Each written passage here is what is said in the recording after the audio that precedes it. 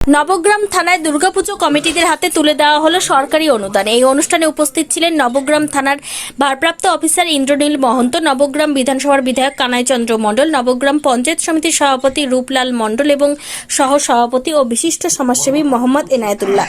অনুদান বিতরণ অনুষ্ঠানে নবগ্রাম ব্লকের বিভিন্ন গ্রামের পুজো কমিটির সদস্যরা অংশগ্রহণ করেন। এই সময় ওসি ইন্দ্রনীল মহন্ত বলেন, দুর্গাপুজো আমাদের সংস্কৃতি এবং ঐতিহ্যের একটি অঙ্গ। সরকার প্রতি বছর এই উৎসবের গুরুত্বকে স্বীকৃতি দিয়ে পুজো কমিটিকে সহায়তা করে এবং তিনি বার্তা দেন পুজো মণ্ডপে সিসিটিভি ক্যামেরা লাগানোর এবং সেভ ড্রাইভ সেভ লাইফ কর্মসূচি, গাছ লাগান প্রাণ বাঁচান বিভিন্ন কার্যকলাপ নিয়ে কথা বলেন তিনি। 85,000 সামাজিকভাবে কি কি বার্তা দিতে বললেন? সামাজিকভাবে যে অ্যাওয়ারনেসগুলো আছে, সেভ অ্যান্ড ড্রাইভ, ডেঙ্গু এই প্রচারগুলো করার জন্য গাছ লাগানো।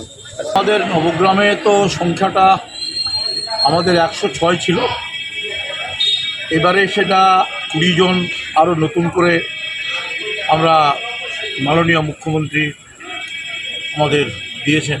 তার প্রচেষ্টা ছিল, আমাদের বিধায়ক হিসাবে আমি প্রচেষ্টা নিয়েছিলাম এবং 20 জন নতুন। এবার নতুন হয়েছে 20খানা, টোটাল 107খানা হলো নবগ্রামের 10টি অঞ্চলের মধ্যে, এবং এখনও গোটা 40-এর মতো বাকি রয়েছে। তা আমরা আমাদের সম্মানীয় বিধায়কের প্রচেষ্টায় আমরা কাউকে নিরাশা করব না। আমরা সবাইকে কিছু কিছু অনুদান আমরা আমাদের দলের তরফ থেকে দেওয়ার ব্যবস্থা করব। মাননীয় মুখ্যমন্ত্রী মহাশয়ের অনুপ্রেরণা এবং ওনার প্রচেষ্টা যথেষ্ট পেয়েছে আমরা নবগ্রাম।